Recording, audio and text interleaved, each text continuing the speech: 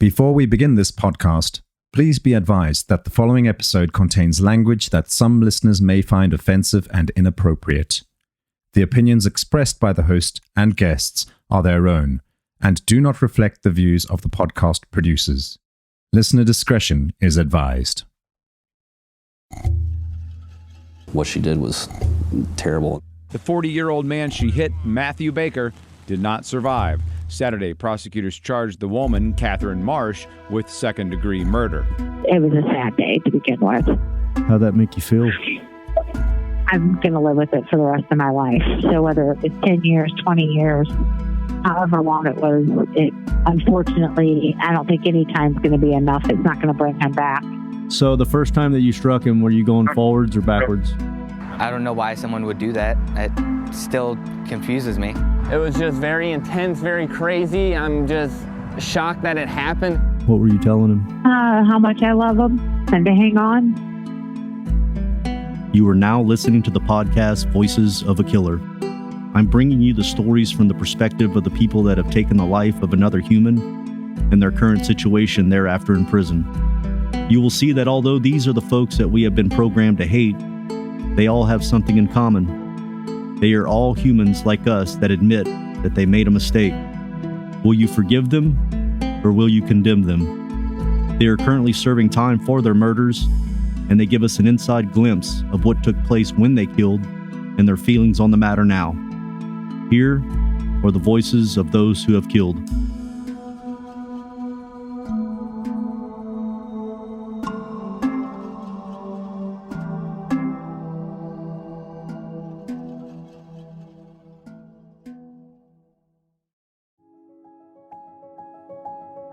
On this episode of Voices of a Killer, on a fateful day in 2019 in Chesterfield, Missouri, Kathryn Marsh and her boyfriend, Matthew Baker, were out drinking together. But tragedy struck when Kathryn ran over Matthew with a truck in the parking lot of a restaurant. At first, it was thought to be an accident, but as the investigation unfolded, doubts were raised about the circumstances of Matthew's death. We'll hear about the development of Kathryn and Matthew's relationship, the events of that tragic moment, and the consequences of Kathryn's actions. So sit back, listen closely, as we'll seek to uncover the truth and shed light on the devastating consequences of a single moment of recklessness that led to the heartbreaking incident that has left many wondering what truly happened on that fateful day.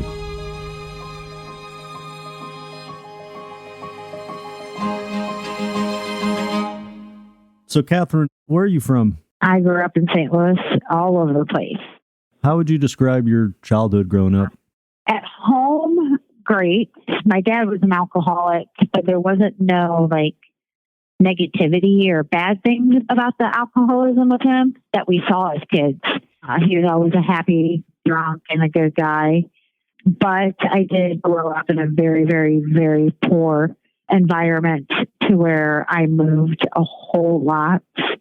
As a kid, I probably went to maybe 6 different schools. By the time I got affiliated with one, mom and dad would move out and go somewhere else.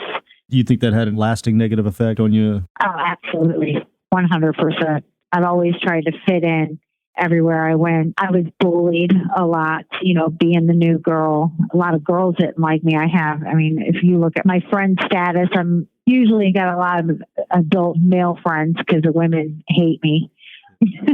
I'm not trying to be sounding vain, I guess, but and I was not an ugly girl. So, the boys liked me, the girls hated me. That's kind of how it was. And I always earned for that female friendship, and I never got it. So it was pretty hard. Did you ever witness any violence whenever you were a little kid or growing up? I had to always protect myself. I would have to say I pretty much have, every time that I had moved to a different environment since 4th grade, I have always had to fight my way through it. Girls would push me into lockers and I fight them. Did you ever have any instances where you were young and weapons were involved? No, not at all. Yeah.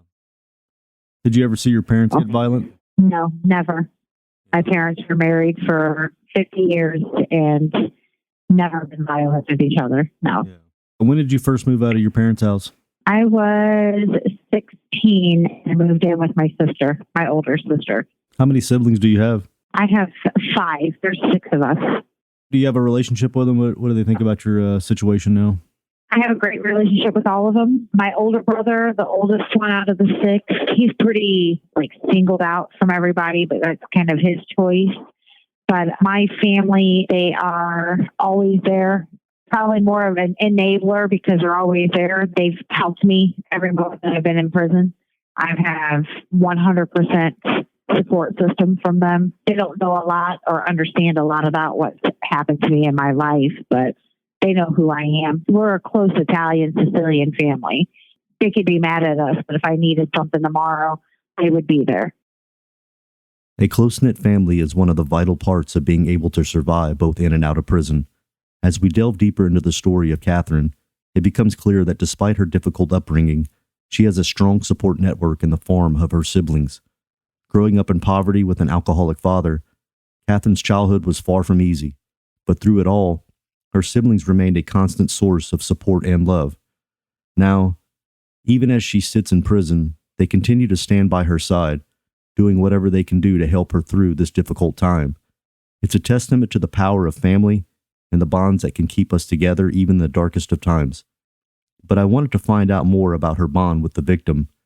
As we've already alluded to in the intro to this podcast, the uncertainty surrounding the events leading up to Matthew's death adds to the intrigue.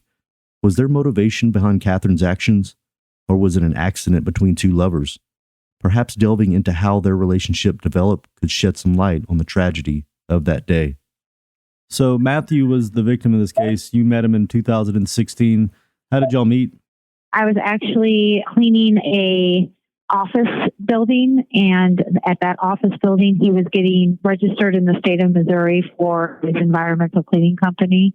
And he asked me for my card so that his company could might use me as a contractor outside to help do their final cleans. And about 5 days after I gave him my card, he called me and asked me out on a date. So whenever he gave you the card, did it seem like he was more interested in just getting your number? Not really. I actually thought he was legitimately just going to hire my company as an outsider to come do his cleans for work. So yeah, I'm not sure. What did you think about him whenever you met him like that? Were you attracted to him? No, I actually was not attracted to him at first. Not like that at all. I actually kind of thought he was a nerdy, dorky little guy, to be honest with you. And he called you and asked you on your date, and you said? I told him I was at the Ameristar Casino because I was getting ready to go see the Chris Stapleton concert the next night. And I had a hotel at the Ameristar where the concerts are. And I told him if he wanted to come up there and have a few drinks at the casino with me, he was more welcome to. And he came up and we got to know each other, and he was a pretty cool guy. Yeah. Y'all drank together that night and got to know each other? Yes. And then we ended up staying at the casino till about 3 a.m. and then he had to leave because he was catching a flight out to Arkansas at 6 that morning. Did you find him attractive at this point, I found him interesting enough. As far as attraction, not quite yet. But I also was just conversational. It was more of a just getting to know each other. We had a lot in common. I kind of thought that he was a really, really cool guy at that point. Did y'all get physical with each other? No, not even a good night kiss. Yeah. How long after that did you hear from him, or did you contact him? Well, he flew to Arkansas that day to get his truck because he just got divorced a month prior to that. And he had a lot of stuff still back at the house that he shared with his ex-wife. And after he picked up his truck, he was driving back through the state of Missouri. And he just called me and asked me if I wanted to meet up. And he actually came over to my house that night. Oh, wow. And yeah, my kids were gone. And so he just met me there, and then him and I went out and had a nice dinner and hung out. And he ended up staying the night in my son's room. I ended up, for some reason, for the first time in my life, waited to do anything with a guy. It was kind of out of my character, to be honest with you. We did kiss that night, but he ended up staying the night. I wasn't going to make him drink and drive because we were drinking that night. How long was it until did you feel like you fell in love with him when he fell in love with you? Maybe 2 months, if that. It was pretty mutual. Y'all both were really in love with each other. Yes, very much so. We didn't want to be away from each other. We spent every day together. When did your first big fight occur, if you had one? We've never had one. There's not one moment that I could say that we fought. He wasn't a confrontational kind of person. And I know that sounds so odd to say, oh, people don't fight, but we never fought. If we didn't like something or we didn't agree on something, it was always approachable with respect and just understanding. We were like the flower child couple. We never fought. Kind of perfect. Yeah. Y'all drink heavily together? Oh, every day. Every day we drank. We partied hard every day that we were together. Would you describe both of you as being alcoholics? Oh, yeah, definitely. Would you start drinking in the mornings? Yes, absolutely. And did you ever get mad at him while you were drunk? No. Yeah, not at all.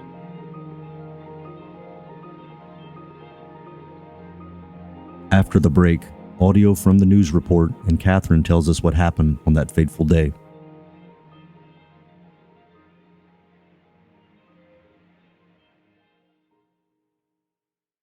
Friday afternoon in this Chesterfield Valley parking lot, people in stores nearby say they saw a woman first back over a man with this truck, then pull forward and run over him again. I don't know why someone would do that. It still confuses me. The 40-year-old man she hit, Matthew Baker, did not survive. Saturday, prosecutors charged the woman, Kathryn Marsh, with second-degree murder. What she did was terrible. Police say the man and woman were in a relationship and worked together doing storm damage repair work. Most recently, they lived in the Villa Ridge area in Jefferson County. Why they were in this Chesterfield parking lot, they're not sure. They say several witnesses saw what happened and came forward, but We didn't have any witnesses seeing what happened just prior, so we don't know if there was a fight and he got out. We don't know if he had no idea that she was backing into him. We're still trying to determine that. This audio from the news report on that day by local St. Louis station KSDK News again highlights the doubt behind this case. A lack of witnesses prior to the event made the circumstances even more cloudy. Luckily, I was able to get the word from the horse's mouth by asking Kathryn how these tragic events really played out. So, what was the year that this accident happened? It was in 2019. And y'all were in St. Louis having lunch somewhere, a restaurant?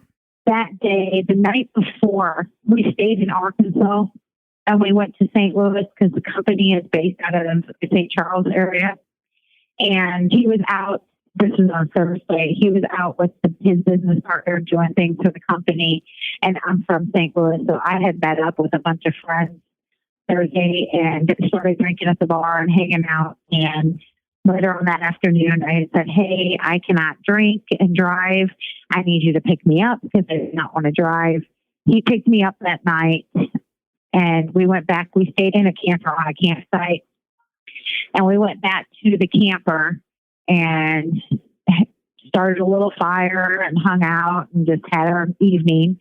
And then the next morning we woke up and he got a phone call from the University of Arkansas stating that they were going to hire his company to redo their renovations that they have, which was a big, huge job. And he was so excited that he broke out the Fireball and we started taking shots of Fireball. We both were drinking the night before, but the car that was left at the bar the previous night, he wanted to get it. It was a rental car and he wanted to pick it up that day and return it to the rental place because it was due that day. And he wanted to leave and do that after we had already started off drinking. I wasn't big on it, but I was okay with it. So we got in the truck and drove about an hour out to pick up the car. And the Enterprise was literally 3 parking lots down from the bar that I was at. So it was right there. And we went to the bar that the car was at, went in there, and we started doing celebratory shots with the people we know because we're regulars there. So we sat there and had a few shots and had a few drinks. And then we went and dropped the car off at Enterprise. And then we left Enterprise and went to the Moose Lodge, which we're members at, because we were doing a big fundraiser there, and I was going to check out and see where things were going.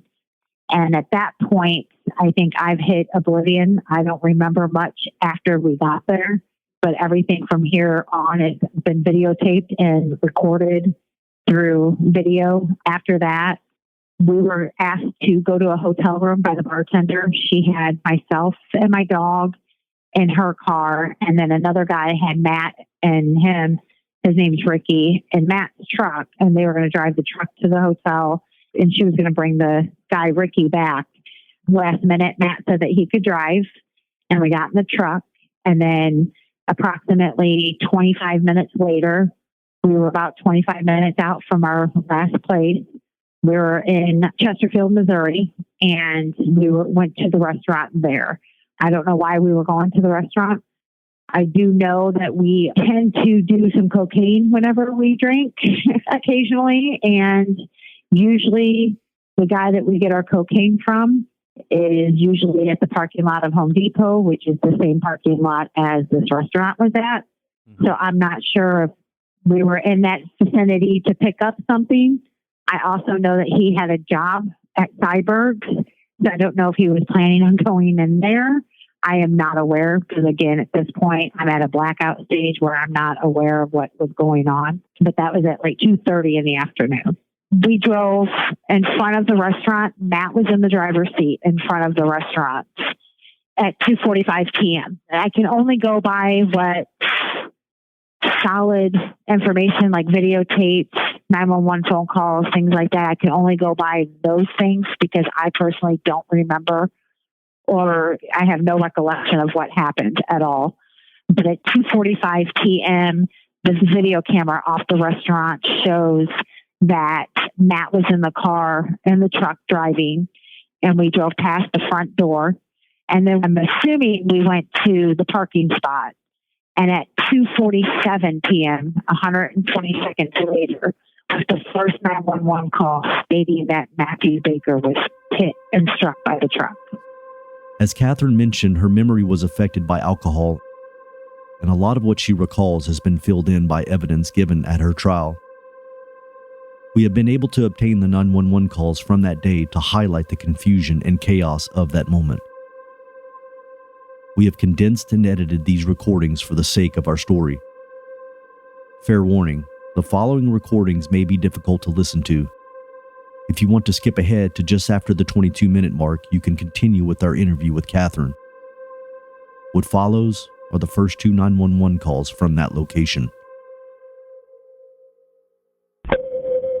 911 emergency, St. Louis County. What's going on there, ma'am? The lady just ran over a guy in our parking lot twice. Okay, stay on the line. Let me get on paramedics. Fire and ambulance address of the emergency. There's a lady just ran over a guy twice in our parking lot. She ran over him twice? Did she Yeah, I don't know. They just yelled at me. She ran. I don't really know. I'm inside, and they're all outside. They just told me to call 911. Do you know if the vehicle's still there? I have no idea. Okay. So you don't know anything? You don't know anything about else? No, I don't. They just. I'm in the. 911 emergency, St. Louis. 911. The address of your emergency. I'm at Chesterfield, and there's a woman that Okay, we already have. Hey, ma'am. We already have police and an ambulance on the way. Did she do this on purpose? I don't know, but it sounds like it sounds like alcohol. She smells like alcohol. What do we do for him? It's a truck. What color? It's a black. She's out. It's a Grand Turbo Diesel Cummins Dodge. That's fine. Black truck. Do you think the driver's intoxicated? It's possible. She's all over the place. Hey! What do we do? Just get away. What's the female look like so we know who she is when we get white male or white female. I'm sorry, dark hair. I think the man might be her boyfriend. I think it might be her boyfriend. With dark hair? Yeah, she's over his body. Did she run him over on purpose, do you think? It's possible. The staff at our restaurant says that she did. I think that she did. They're coming. Hey, put your guns down.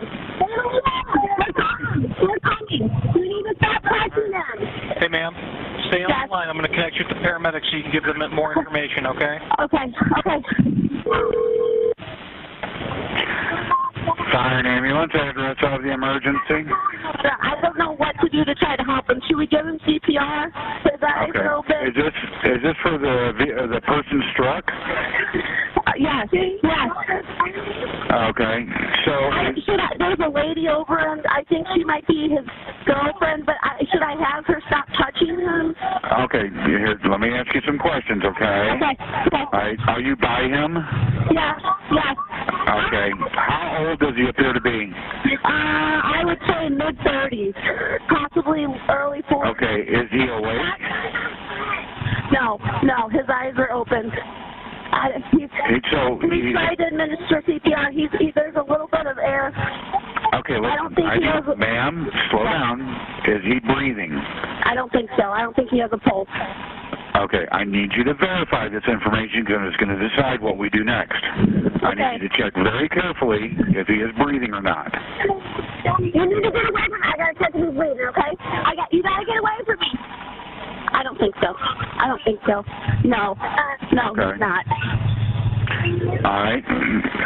Like I said, we've got help on the way. All right. Okay, I hear him coming. I'm going to tell you what to do, okay? Okay. All right. Is there a defibrillator available in the store? No. I don't think there's no defibrillator, at least in our building there's not. Okay. Is he flat on his back? Yes, but she keeps moving his head. I don't know how to get her away from him. Okay. We need him flat on his back. I can't get away from him. Okay. Ma'am, are the police there? Yes, they just got here. They just pulled up. Okay, I'm going to go ahead and let you go, okay? Okay, thank you. Bye.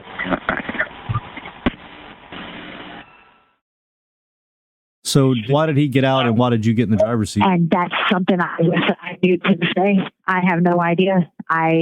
What would he be doing outside of the truck? Do you know? He could have been outside of the truck to get out, go inside the bar. He could have gotten out and asked me to back up. I doubt that because I could see him backing that up himself. Why do you remember everything else, but you can't remember this part right here? The only reason why I know that is because of videotape. I don't remember that part. I had a 7-day trial, and that was presented at the trial. So I only know by the evidence. So the first time that you struck him, were you going forwards or backwards? I don't know. I mean, like I said, I don't remember hitting him or doing anything like this at all. I have no recollection of how it happened. I know that one witness stated that I hit him forward. One witness stated that I backed him up. Were the wheels running over him, or was he getting hit by the car, getting dragged underneath? See, and that's the thing. There is no markings on his body from the autopsy that stated that he was ran over with tires or drug. The autopsy only shows that he was impacted in the chest, and they presume that it was from the hitch because the jacket that he was wearing was rubbed on the hitch. And the only point of impact was just in the chest. And they believe that it was the hitch that struck him. What I remember of the incident and the accident was after the fact. I remember somebody hitting my door and saying that I had hit somebody. And at that moment, I don't know if it was just, I don't know what got me out of my drunkenness. But when I opened up the door, I looked behind the truck and he was behind the truck lying there. And I ran to him and held him in my arms while he died in my arms. So he was behind the truck. Whenever you went to him, what is he looking at you, or was he not conscious? He was staring at me. I'm not sure if, and he was conscious. It was scary. It was a scared look on his face. And it stayed that look until he passed away. He looked very scared. Was he saying anything to you? No, he couldn't talk. Blood was coming out of his mouth. What were you telling him? How much I love him and to hang on. How'd that make you feel?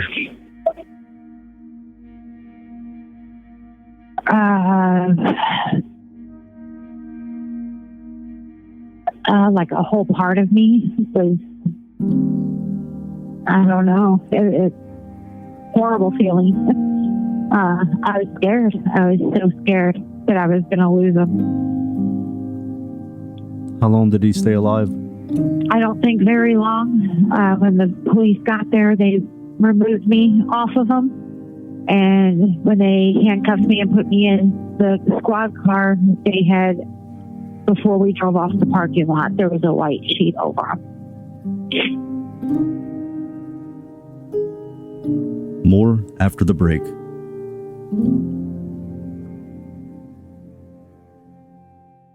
Would you say you were pretty cooperative with authorities?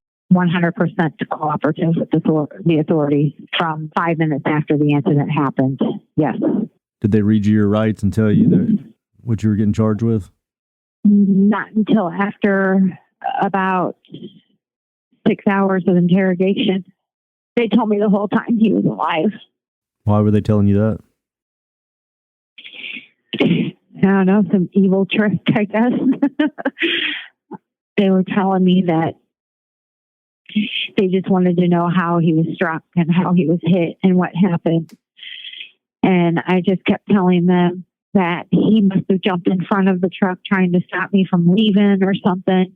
And to find out he was never even hit from the front of the truck. And they just kept going on and saying that he was still alive and that he had no body. And I'm begging them to take me to him. And I didn't even realize what was happening. He died on the scene. And they lied to me the whole time. If one thing is clear from Kathryn's emotional response, it is that she is deeply affected by her own actions. It puts doubt over the claim that this was an intentional action on her part. And this was reflected in the resulting trial. Even though she faced second-degree murder charges, Kathryn pleaded guilty to the lesser charge of manslaughter. In a surprising move, she even asked the court for the maximum sentence. The court granted her request, and a jury sentenced her to 10 years in the Missouri Department of Corrections. In Missouri, 10 years is the maximum sentence for manslaughter.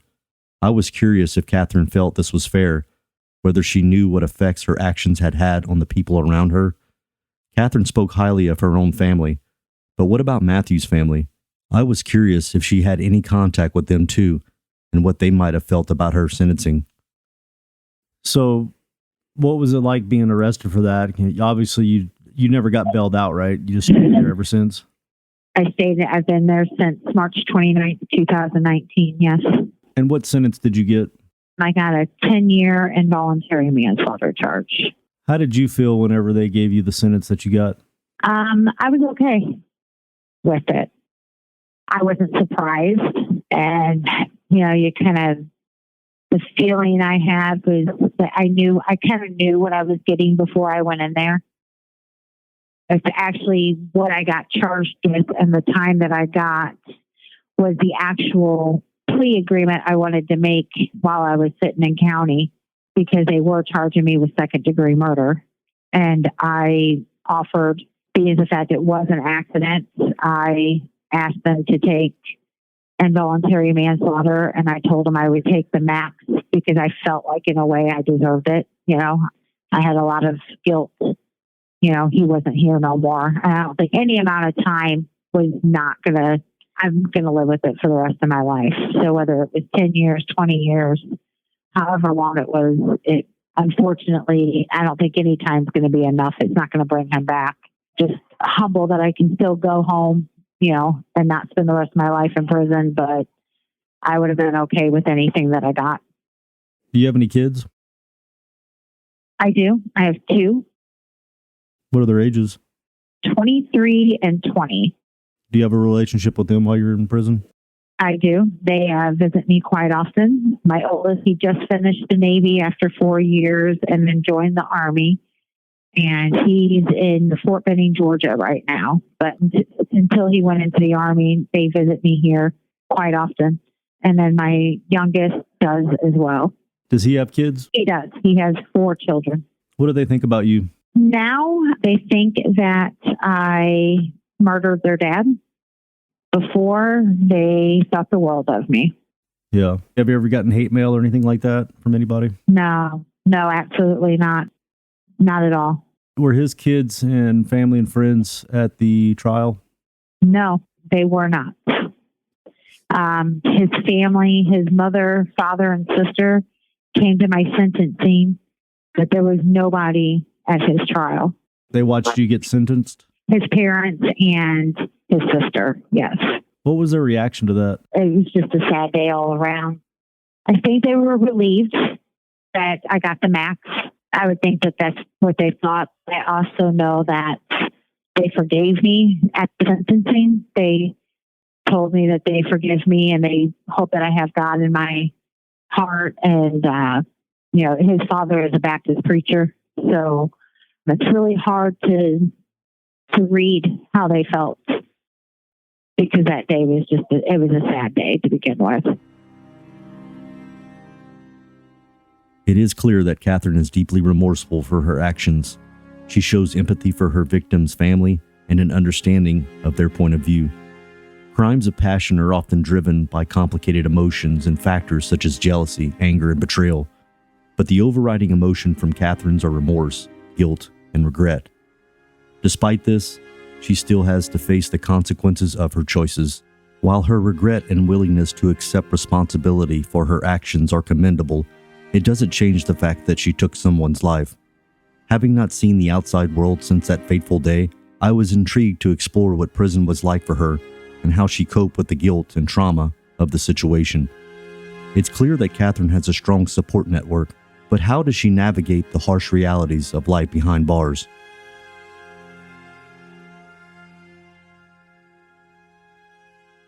What's prison been like for you since, has it been a big learning experience? Yeah. I think St. Louis County was way worse than my prison experience. I spent 18 months in the hole in St. Louis County. So that was pretty rough. Being in a Black dominant community as a white female was rough.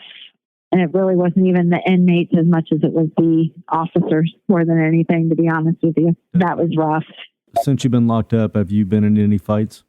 No, not one. Not one. How do you avoid that? I don't, to be honest with you. I'm a person that likes to help people. So everybody sees it. Even if I make mistakes, my intentions are always good. The only thing that I have issues with prison is trying to be a people pleaser to avoid issues. And sometimes that kind of gets me caught up, but nobody wants to hit me or fist fight over it. A lot of things is maybe disagreements, things like that, but I do stand on my word and I speak up for myself. But the prison here is not vicious like you would think it is either. So that has a lot to do with the dynamics of this place as well. Do you find yourself in relationships in there? No. I mean, I've had one when I very first got to prison in Vandalia. I found one, and she kind of, I don't know if it was just I wanted a companion because I was for 2.5 years with nobody, and I lost my best friend. I don't know why, but it was a good couple of weeks, but not really at all. A little flirting with girls and stuff is fun, but other than that, no. I'm pretty much of a loner when it comes to that. What's the worst thing you've seen since you've been in there?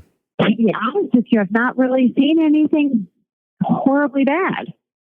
I mean, I've seen a couple of fights, but nothing detrimental to somebody's life. It's actually been kind of an easy ride, to be honest with you.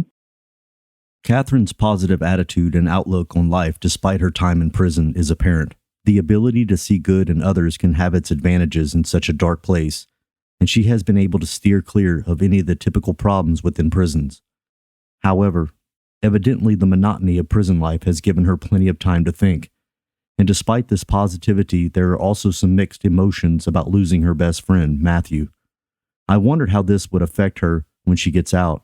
On one hand, she would be excited to be getting out and starting a new chapter in her life. On the other hand, she will be anxious about what the future holds for her. Will she be able to find a job? Will people judge her for her past actions?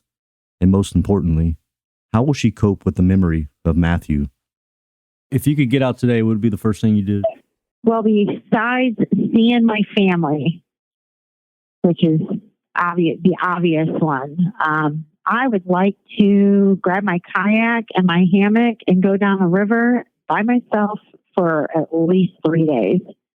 That would be the first thing I would do. Yeah. Is that something you and Matthew ever did? No, actually, it was something that I've always done. Do you think about Matthew a lot?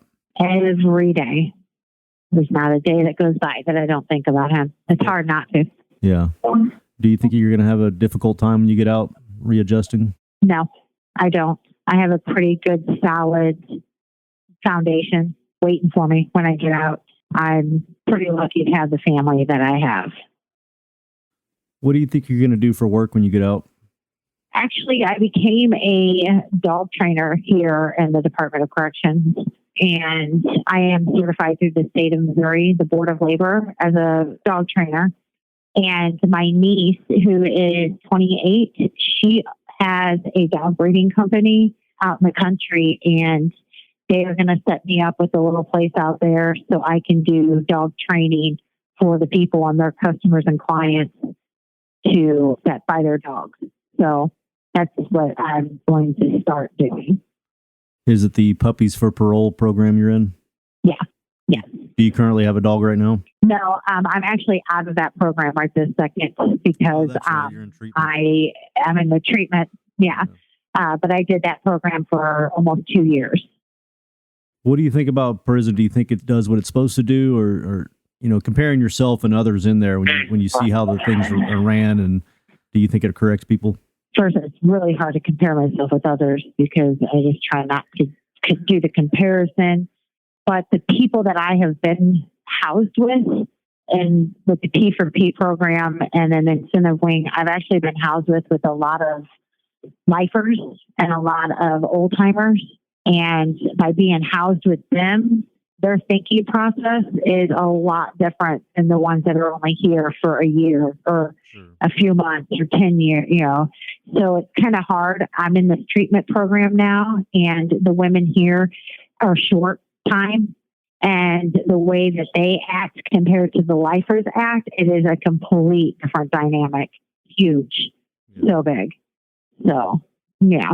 I don't know. I see a lot of people returning, or a lot of people say that they've been here 11 times, or, they're long timers, but they're long timers in increments. They do 5 years, they leave, they come back.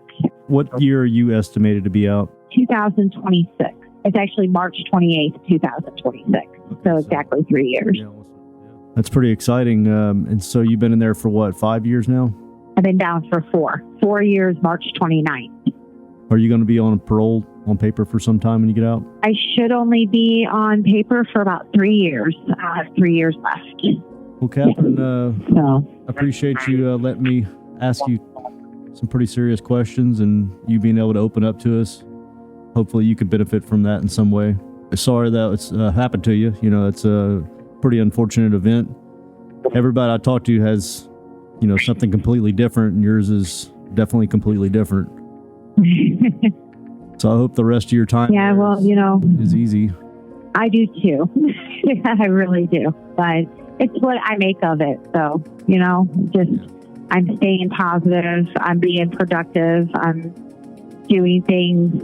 There is a lot of good things here that is provided. But I do notice that a lot of girls don't take advantage of it. But, I'm trying to take advantage of everything I possibly can. So for the first time in my life, I'm actually focusing on me when I usually focus on everybody else. So that's, the blessing, I guess, out of all of this. Yeah. Well, I can certainly appreciate the positive attitude. It was good talking to you. I appreciate your time, and best of luck to you, okay? All right. Thank you. All right, You have a good day. All right. Bye-bye.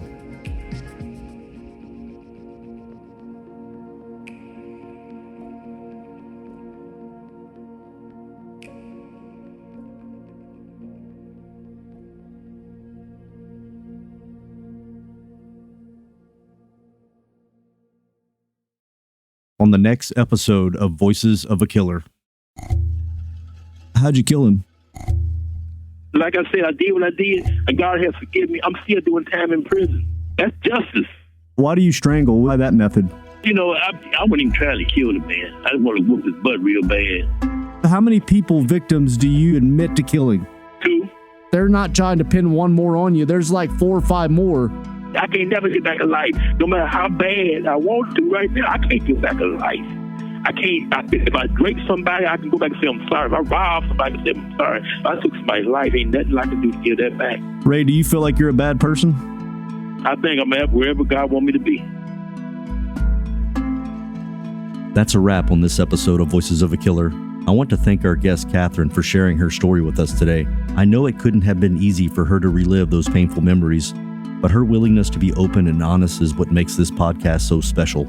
A big shout out to Sonic Futures, who handled the production, audio editing, music licensing, and promotion of this podcast. If you want to hear more episodes like this one, make sure to visit our website at voicesofakiller.com. There you can find previous episodes, transcripts, and additional information about the podcast. Lastly, if you enjoyed this episode, please consider leaving us a review on Spotify, Apple Podcasts, or wherever you get your podcasts. Your feedback helps us improve and reach new listeners. Thank you for your support, and we can't wait to share more stories with you in the future. Thank you for tuning in. I'm your host, Toby, and we'll see you next time on Voices of a Killer.